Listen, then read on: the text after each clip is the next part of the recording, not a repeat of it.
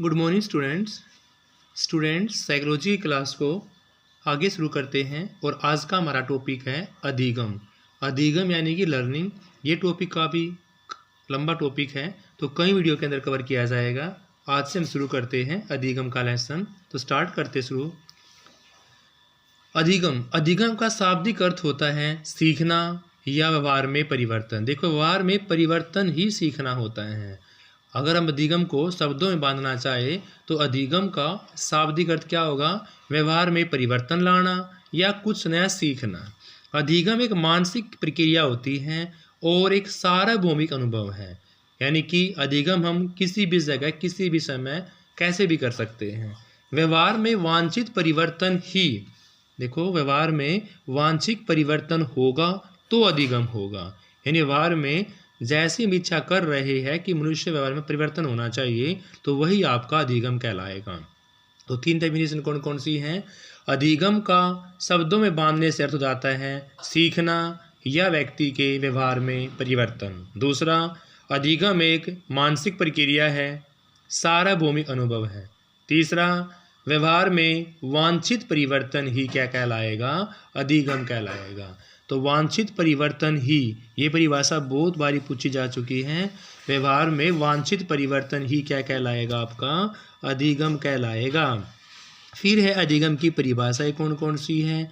तो अलग अलग साइकोलॉजिस्ट ने अलग अलग परिभाषाएं दी हैं। कुछ परिभाषाएं कर लेते हैं, क्योंकि परिभाषाएं भी पेपर के अंदर पूछी जाती हैं कि ये किसके द्वारा कहा गया, तो वो क्वेश्चन गलत होने के चांसेस ज़्यादा होते हैं, क्योंकि माइनर डिफरेंस इतना याद नहीं कर पाते। क्रो एंड क्रो ने आदतों, ज्ञान और अभिवृत्तियों का अर्जन ही क्या कहा? अधिगम का। किसने कहा? क्रो एंड क्रो ने आदतों, ज्ञान और अभिवृत्तियों का अर्जन ही अधिगम है। वुडवर्थ मोर्डे ने बताया कि सीखना विकास की प्रक्रिया है। पावलोव ने अनुकूलित क्रिया के परिणाम स्वरूप आदत का निर्माण ही क्या कहलाएगा? अधिगम कहलाएगा। पावलोव मोर्डे ने कहा कि अनुकूलित क्रिया के परिणाम स्वरूप आदत का निर्माण करना ही अधिगम है। और स्किनर मोर्डे कहते हैं कि प्रगतिशील व्यवहार विस्थापन की प्रक्रिया को ही सीखना कहते हैं। प्रगतिशील व्यवहार विस्थापन की प्रक्रिया को ही सीखना कहते हैं। गिलफोर्ड मोर्डे कहते हैं व्यवहार के कारण व्यवहार में परिवर्तन, व्यवहार के कारण व्यवहार में परिवर्तन ही क्या कहलाएगा? आपका अधिगम कहलाएगा। गेट्स महोदय बोलते हैं कि अनुभव और प्रशिक्षण के द्वारा व्यवहार परिवर्तन को, या तो व्यवहार में परिवर्तन हो अनुभव के द्वारा या हो प्रशिक्षण के द्वारा। अनुभव या प्रशिक्षण के द्वारा व्यवहार में परिवर्तन ही क्या कहलाएगा? आपका अधिगम कहलाएगा। थोरनडाइक महोदय कहते हैं कि उपयुक्त अनुक्रिया के चयन और उसे उत्तेजना से जोड़ने को क्या बोलेंगे? हम अधिगम बोलेंगे। थोरनडाइक महोदय कहते हैं कि उपयुक्त अनुक्रिया के चयन के द्वारा या उसे उत्तेजना से जोड़ने को ही क्या बोलेंगे? अधिगम बोलेंगे। एक बार दोबारा देखते हैं सारी परिभाषाएं। क्रो एंड क्रो ने कहा आदत, ज्ञान और अभिवृत्तियों का अर्जन ही अधिगम कहलाएगा। वुडवर्थ मोर्डे कहते हैं कि सीखना विकास की प्रक्रिया है। पावलोव कहते हैं कि अनुकूलित क्रिया के परिणाम स्वरूप आदत का निर्माण ही अधिगम होता है। स्किनर मोर्डे कहते हैं कि प्रगतिशील व्यवहार विस्थापन की प्रक्रिया को ही सीखना कहते हैं। और गिलफोर्ड मोर्डे कहते हैं व्यवहार के कारण व्यवहार में परिवर्तन, व्यवहार के कारण व्यवहार में परिवर्तन ही क्या कहलाएगा? अधिगम कहलाएगा। अनुभव एवं प्रशिक्षण द्वारा व्यवहार परिवर्तन को क्या बोलेंगे? आप अधिगम बोलते हैं। और थोरनडाइक महोदय कहते हैं उपयुक्त अनुक्रिया के चयन और उसे उत्तेजना से जोड़ने को ही अधिगम बोला जाएगा। स्टूडेंट्स, अधिगम की विशेषताएं कौन कौन सी है वो जान लेते हैं। अधिगम की विशेषताओं में सबसे पहले है कि लर्निंग जीवन परिवहन चलती रहती है। आदमी का विकास जब शुरू होता है, जब उसकी वृद्धि शुरू होती है, तो उससे लेकर जीवन पर्यंत मनुष्य कुछ न कुछ सीखता ही रहता है। अधिगम से व्यवहार में परिवर्तन अवश्य होता है, तो अधिगम व्यवहार में परिवर्तन है। तीसरा, अधिगम कहीं भी हो सकता है, कैसे भी हो सकता है, इसलिए अधिगम एक सार्वभौमिक प्रक्रिया है। अधिगम या सीखना वातावरण और क्रियाशीलता की उपज है। जैसे ही वातावरण के अकॉर्डिंग अपनी क्रिया करते हैं वैसा ही हम अच्छा बुरा सीख पाते हैं। तो अधिगम और सीखना एक वातावरण में क्रिया करने की उपज है। अधिगम सतत प्रक्रिया है। अधिगम हमेशा लगातार होता रहता है, इसलिए क्या बोलेंगे हम इसको, अधिगम सतत प्रक्रिया है। अधिगम सकारात्मक भी हो सकता है और नकारात्मक भी। तो अधिगम दोनों प्रकार के होते हैं, सकारात्मक और नकारात्मक। अधिगम एक खोज की प्रक्रिया है। अधिगम में कुछ ना कुछ नया खोजा जाता है, पहचाना जाता है, इसीलिए अधिगम को एक खोज की प्रक्रिया भी बोला गया है। अधिगम प्रक्रिया है, न कि परिणाम। अधिगम क्या है स्टूडेंट्स? अधिगम एक प्रक्रिया है, परिणाम नहीं है। अधिगम अनुभव का संगठन है। बहुत सारे अनुभव से ही क्या होता है, अधिगम अच्छी प्रकार से होता है। इसी कारण से अधिगम अनुभव का एक संगठन है। अधिगम एक सामाजिक प्रक्रिया है स्टूडेंट्स। अधिगम क्या है? अधिगम एक सामाजिक प्रक्रिया है। सीखना नया कार्य करना है। सीखने से ही हम नया कार्य करते हैं तो उससे हम बहुत कुछ सीख पाते हैं, क्योंकि नए नए कार्य करने से ही बच्चा जो है त्रुटि और प्रयास के द्वारा कुछ नया सीख पाता है। इसलिए सीखना नया कार्य करना होता है। और अधिगम व्यक्तिगत व सामाजिक दोनों होते हैं, क्योंकि समाज से व्यक्ति कुछ न कुछ सीखता रहता है और व्यक्तिगत अनुभव से मनुष्य बहुत कुछ सीखता है। इसीलिए अधिगम व्यक्तिगत और सामाजिक दोनों प्रकार का होता है। सीखना एक विवेकपूर्ण प्रक्रिया होती है, यानी सीखना संज्ञान से, ज्ञान से, दिमाग से जुड़ा होता है, इसलिए सीखना एक विवेकपूर्ण प्रक्रिया कहलाएगा। और अधिगम या सीखना क्या होता है? स्थानांतरण होता है।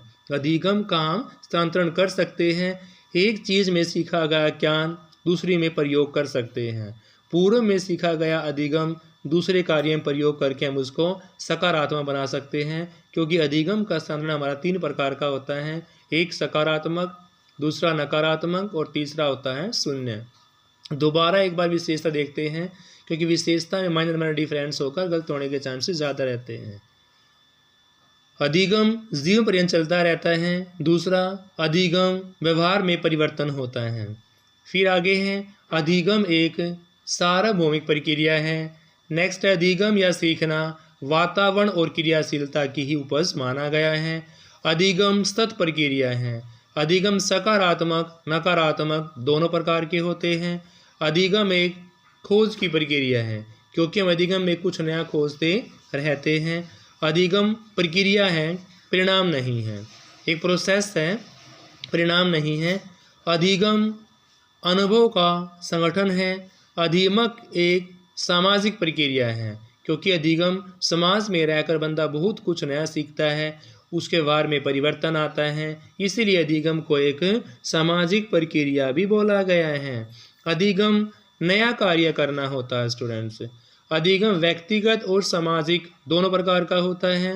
सीखना हमेशा विवेकपूर्ण होता है स्टूडेंट्स, और सीखना या सिखाना भी क्या होता है स्टूडेंट? स्थानांतरण करना होता है। मैं बता चुका हूँ कि हमारा स्थानांतरण 3 प्रकार का होता है, एक धनात्मक, एक ऋणात्मक और एक शून्य। आगे पढ़ते स्टूडेंट्स। फिर है अधिगम ज्ञानात्मक, भावात्मक, क्रियात्मक, यानी कि CAP ब्लूमोद्य के द्वारा बताया गया था कि अधिगम ज्ञानात्मक, भावात्मक, क्रियात्मक तीनों ही पक्ष शामिल होते हैं। अधिगम के अंदर हमारे ज्ञानात्मक भाव भी होते हैं, भावात्मक भी होते हैं और क्रियात्मक भी होते हैं। तो तीनों का मिश्रण है अधिगम। अधिगम उद्दीपन और अनुक्रिया के बीच, उद्दीपन और अनुक्रिया के बीच संबंध स्थापित करने वाली प्रक्रिया है। अधिगम क्या स्टूडेंट्स?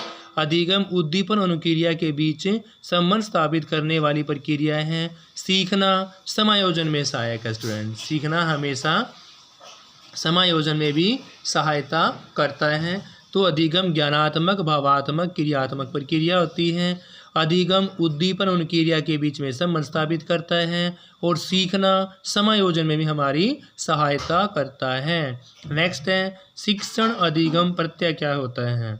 होल्सफोर्ड ने अपनी पुस्तक अनुदेशन सिद्धांत में 4 प्रत्ययों या पक्षों का उल्लेख किया गया। कितने पक्षों का?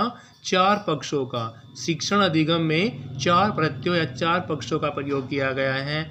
सबसे पहला है आपका अधिगम कर्ता होना चाहिए। अधिगम कर्ता ही नहीं होगा, छात्र ही नहीं होगा तो अधिगम का कार्य सफल नहीं हो पाएगा, क्योंकि सिखाना छात्र को है, सिखाना अधिगम कर्ता को है, इसलिए वो ही नहीं होगा तो सीखना पॉसिबल नहीं होगा। दूसरा, शिक्षण या शिक्षक भी होना चाहिए। तीसरा, पाठ्यक्रम, जो चीज़ बच्चे को सिखाई जानी है वो पाठ्यक्रम का हिस्सा है, तो पाठ्यक्रम का भी होना बहुत ज़रूरी है। और लास्ट पॉइंट आपका शैक्षिक आयोजन, कि शिक्षा का आयोजन कहाँ पर किया जाए, कितनी ड्यूरेशन की जाए और कहाँ पर ये चीज़ पॉसिबल हो सकती है, उस चीज़ का आयोजन करना। तो होल्सफोर्ड ने अपनी पुस्तक में 4 प्रत्ययों या 4 पक्षों का उल्लेख किया कि सबसे पहले अधिगम कर्ता होना चाहिए या छात्र होना चाहिए, दूसरा शिक्षक या शिक्षण कार्य, तीसरा उसका पाठ्यक्रम और लास्ट है उसका शैक्षिक आयोजन स्टूडेंट्स। फिर है अधिगम को प्रभावित करने वाले जो कारक हैं वो कौन कौन से हैं, कि अधिगम किन किन कारकों के द्वारा प्रभावित किया जाता है या किन किन कार्यों का अधिगम पर प्रभाव पड़ता है। तो सबसे पहला आपका शारीरिक बनावट, दूसरा उसकी बुद्धि की क्षमताएँ, तीसरा है बच्चे का स्वास्थ्य, फिर आपका अंतःस्रावी ग्रंथियाँ और फिर है स्नायु मंडल। तो अधिगम को प्रभावित करने वाले कारकों में शरीर की बनावट भी आती है, बुद्धि की क्षमताएँ भी आती हैं, बच्चे का स्वास्थ्य भी, अंतःस्रावी जो ग्लैंड्स होती है वो भी और स्नायु मंडल भी। ये सारे पॉइंट्स अधिगम को प्रभावित करने वाले पॉइंट्स है स्टूडेंट्स। नेक्स्ट आपका सामाजिक व वातावरण संबंधी कारक कौन कौन से होते हैं, यानी उन कारकों के बारे में बताना है जो समाज या वातावरण के द्वारा अधिगम को प्रभावित किए जाते हैं। सबसे पहला आपका परिवार, दूसरा है मित्र मंडली, तीसरा है भौतिक वातावरण, फिर आपका पड़ोस, फिर सांस्कृतिक वातावरण और फिर है विद्यालय। तो स्टूडेंट्स, सामाजिक और वातावरण संबंधी कारकों में परिवार, मित्र मंडली, भौतिक वातावरण, पड़ोस, सांस्कृतिक वातावरण और लास्ट वन आपका विद्यालय, ये सारे ऐसे कारक हैं जो आपके समाज और वातावरण से संबंध रखते हैं स्टूडेंट्स। इस वीडियो में इतना ही। अगली वीडियो में शुरू करेंगे शारीरिक कारक कौन कौन से हैं और अधिगम के प्रकार क्या है, उसके सिद्धांत क्या हैं, ये सारा हम अगली वीडियो के अंदर करेंगे। Have a nice day students. Please like share subscribe channel.